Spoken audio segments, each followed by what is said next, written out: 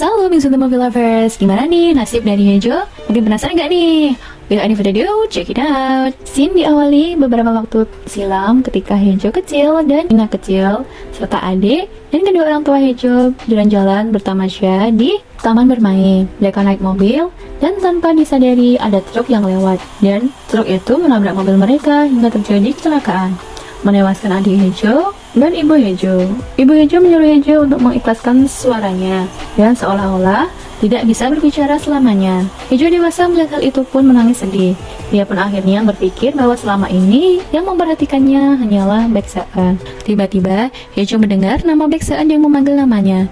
Dia pun ditemukan oleh Baek-seun yang masih dengan keadaan luka parah dan lemas. Akhirnya Hejo dibawa ke rumah sakit untuk pemeriksaan. Setelah siuman, Hejo melihat Baek-seun menangis sedih dan menyuruh Baek-seun untuk jangan meninggalkannya.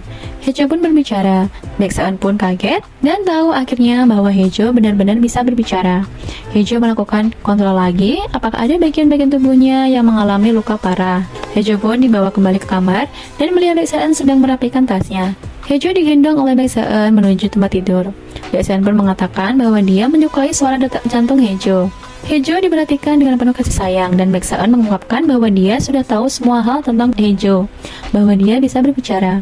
Penelpon misterius adalah Hejo sendiri. Namun Baek-seun mengatakan bahwa ada 406 lain yang masih mengintai mereka. Saat Hejo ingin mengatakan sesuatu, Baek-seun menyuruhnya untuk istirahat total. Baek-seun mengatakan, ceritakan nanti setelah semuanya selesai. Kamu bisa berbicara lagi setelah keadaanmu pulih. Lalu Baek-seun menyuruh Hejo untuk cuti sakit dari pekerjaannya. Baek-seun memberikan HP baru karena HP lama Hejo rusak. Dia pamit pergi selama beberapa jam dan akan kembali lagi. Setelah Baek-seun pergi, Hejo mencari ponsel misteriusnya dan akhirnya ditemukan berada di tasnya sendiri. Di malam hari, ibu Hejo sedang perawatan tubuhnya dan pegawai mengatakan bahwa anaknya sedang melakukan perawatan juga. Ibu Hejo pun penasaran datang menemuinya. Setelah masker dibuka, dia kaget ternyata Hong Ina yang berada di sana. Saat di perjalanan, Pak Doji menelpon Baek-seun dan mengatakan bahwa ada sesuatu yang penting yang sedang terjadi. Ayah Baek-seun sedang membuat konferensi pers yang berkaitan tentang kasus kecelakaan jatuhnya pegawai juru bicara kepresidenan. Ayah Baek-seun mengatakan bahwa terjadinya kecelakaan akibat serangan politik. Saat mendengar hal itu pun emosi dan seketika kantor juru bicara kepresidenan ramai telepon. Dan tiba di kantor, Baek-seun memutus semua kabel telepon dan mengatakan 3 hal jika ada telepon lagi, yaitu 1. Sedang mendalami fakta, 2. Sedang menetapkan sikap, 3. Akan dirilis besok. Respon gegabah akan menghasilkan spekulasi berbeda dan staf diminta untuk menjaga rahasia korban yang jatuh kecelakaan. Bahkan tidak terima dengan keputusan Baek-seun. Dia membantah karena Hejo adalah rekan kerja mereka. Mereka setidaknya tahu bagaimana keadaan Hejo sampai saat ini. San pun meminta maaf dan mengatakan bahwa Hejo saat ini baik-baik saja dan segera akan mengurus perbuatan ayah Baek-seun. Ibu Hejo dan Ina sudah selesai perawatan. Mereka membicarakan tentang rencana Ina yang datang kembali. Ina mengatakan tidak akan merebut posisi calon mantu presiden. Dia mengatakan, apakah kamu yakin menantumu tetap mencintai Hejo jika Hejo tahu keadaan sebenarnya dan siapa sebenarnya Baek-seun? Scene kembali ke masa lalu sebelum Hejo menikah dengan Baek-seun. Ina mendapatkan sebuah surat peringatan dan Ina anggap itu adalah dari ibu Hejo. Namun ternyata ibunya tidak tahu apa-apa tentang hal itu dan menganggap Ina tidak tahu sebenarnya siapa Baek-seun dan meninggalkan Ina.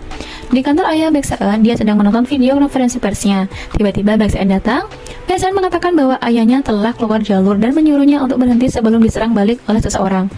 Ayah Baek-seun emosi dan menanyakan, lalu siapakah yang menamaimu? Harusnya kamu ingat siapakah yang menambahkan predikat itu. Lalu scene kembali ke masa ketika Baek-seun kecil. Dia sedang makan siang bersama ibunya. Ibu Baek-seun sangat pilih-pilih dan selektif. Baek-seun dilarang makan ini itu, dilarang menggunakan pakan ini itu, dan dilarang membaca buku ini itu. Dengan alih-alih, anakku tidak memakan dan membaca itu. Anakku membaca buku ini. Anakku memakai ini, dan anakku memakan ini. Sambil menyodorkan semua barang-barang yang ibu pilih sesuai dengan anak ibunya. Baek-seun yang sedih akan semua perbuatan ibunya menangis. Lalu Baek-seun besar menanyakan kepada ayahnya, apakah aku meminta nama itu dan predikat itu? Aku tidak meminta hal itu. Berhentilah untuk menjejalkan kepadaku. Aku muak dengan semua ini. Lalu ayah Baek-seun mengadakan pembicaraan dan mengatakan, siapakah pegawai yang jatuh itu? Ayahnya menduga dia adalah Hejo dan menuduh Baek-seun gila karena merekrut Hejo sebagai juru bicara presiden. Baek-seun pun pergi meninggalkan ayahnya dengan penuh tanya. Di pagi hari yang cerah, Yuri dan Sang-woo sedang membicarakan Baek-seun dan Hejo.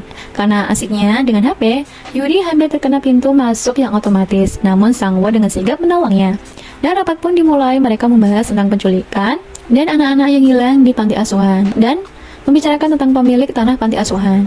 Saat malam tiba, Baeksan mengatakan dan menanyakan kepada Hejo apakah yang ingin dia makan sekarang, apakah dia ingin meneliti sesuatu. Akhirnya Baeksan membawakan buah anggur, Baeksan membawakan baju serta perlengkapan untuk dia menginap. Baeksan merawat Hejo dengan penuh kasih sayang sehingga Hejo mulai merasa canggung. Dan ketika malam semakin larut, Baeksan selesai mandi dan segera menghampiri Hejo. Hejo yang belum tidur pun merasa jika Baeksan mendekat dan membuka matanya. Baeksan mengambil remote dan dia tidur di sofa. Saat jam 10 malam, Hejo bangun dan mencari di mana Baeksan. Ternyata Baeksan tidak ada di sana. Baeksan mengatakan bahwa dia sedang menunggu telepon dari seseorang. Hejo pun tersadar dan segera menelpon Baeksan. Mereka bercanda dan saling menanyakan satu sama lain, mengajak Mat 06 untuk saling bekerja sama menangkap pelaku selama ini. Di pagi hari yang cerah, Hejo berjalan-jalan dan mendengar pasien-pasien sedang bergosip, melihat drama yang mereka tonton. Dan tiba-tiba siaran berita Baeksan muncul. Dalam berita diberitakan bahwa insiden kecelakaan adalah motif pembunuhan, dan tersangkanya mempunyai ciri-ciri khas sesuai yang diomongkan oleh Hejo. Baeksan pun meminta polisi untuk menyelidikinya lebih lanjut.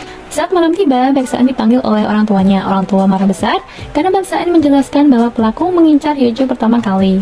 Ayah Baeksan bertanya, kamu menuduh kita, mengancam dan membunuh Hejo?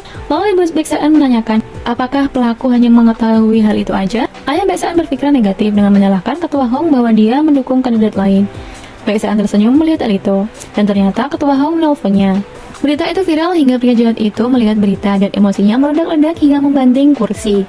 Pria itu membuat pesan kepada seseorang dan mengatakan, kamu yang mendorongnya, tapi wajahku yang diungkap. Bukankah kamu ingin membunuh Baeksan? Lalu kenapa sekarang ini membunuh Hejo? Pria misterius itu membalas pesan. Lalu pria misterius itu mengatakan, aku ingin membalas dendam. Aku ingin merasakan Baeksan apa yang aku rasakan. Baeksan harus merasakan ditinggal oleh seseorang yang disayangi. Ketika Baeksan tiba di rumah ketua Hong, mereka berdiskusi tentang apa yang terjadi dan kenapa Baeksan tiba-tiba berbuat seperti itu. Saat malam hari di rumah sakit, Hejo melihat berita Baeksan dan tiba-tiba mendapatkan telepon dan pesan dari pria misterius. Pria itu meminta Hejo untuk mengembalikan HP-nya. Pria itu meminta membuka pintunya saat itu juga. Lalu Hejo pun ketakutan dan berlari menuju pintu dan menguncinya. Karena ketakutan, Hejo tidak sadar jika seseorang yang datang itu adalah Baeksan. Baeksan kaget karena sikap Hejo dan dia pun mengecek kamarnya. Saat semua kembali tenang, Hejo kembali ke tempat tidur. Baeksan menemani Hejo dan mengajaknya tidur bersama hingga mereka tidur bersama. Saat jam 10 malam tiba, Hejo bangun dan membawa telepon hitam itu lagi. Dia menelpon Baeksan di bawah dan meminta Baeksan untuk bertemu. Baeksan pun meminta dia bertemu di suatu tempat. Hejo pun menyetujui itu dan datang ke suatu tempat itu. Tempat itu sangat indah dan Hejo pun menelpon Baeksan lagi dan mereka berada di taman hiburan. Taman hiburan itu sangat sepi, hanya ada Hejo dan pegawai taman hiburan. Hejo mengingat kejadian waktu di mana dia kecil bersama Ina dan adiknya. Hejo pergi ke penjual es krim dan dia menghabiskan es krimnya. Lalu Hejo menuju pergi ke menara pandang. Baeksan pun tiba dan segera menyusul. Hejo sangat khawatir dan mencemaskan keadaan Baeksan. Tiba-tiba Baeksan datang dari samping dan Hejo kaget. Hejo menangis sedih dan akhirnya mereka pun mendekat dan berciuman. Mereka mencurahkan cinta mereka dengan berciuman. Lalu bagaimanakah kisah selanjutnya? Saksikan terus channel Bisa The Movie dan don't forget like, share, and subscribe. Thank you for watching, bestie.